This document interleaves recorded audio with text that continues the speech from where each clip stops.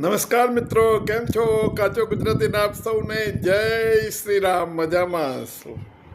હવે ઈરાન ને હોર્મુઝ વોટરવેનું મહત્વ ક્યારેય સમજાયું ને એટલું સમજાઈ ગયું આ યુદ્ધમાં. અને એમણે અંદર ખાને નક્કી કર્યું છે કે દરેક બેરલ દીઠ $1 લેવો, અને એ ડોલરમાં નહીં લેવાનું, એ ક્રિપ્ટોકરન્સીમાં લેવાનું, એ બી નક્કી કર્યું.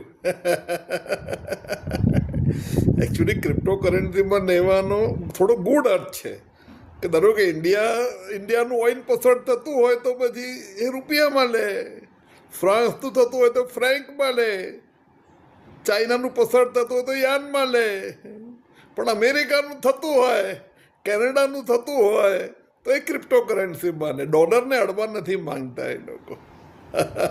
એટલે ડી-ડોલરાઇઝેશનની પ્રોસેસને એ લોકો ફાસ્ટ કરી રહ્યા છે એનું. અને એક બહુ મોટું એમને ખજાનો મળી ગયો, જે એક પરમેનન્ટ આવકનો.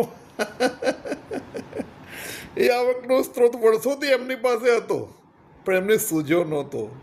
પણ આ યુદ્ધે એમને શીખવાડ્યો. જોઈએ આગે આગે હોતા કે. આભાર મિત્રો, thank you so much, so nice of you.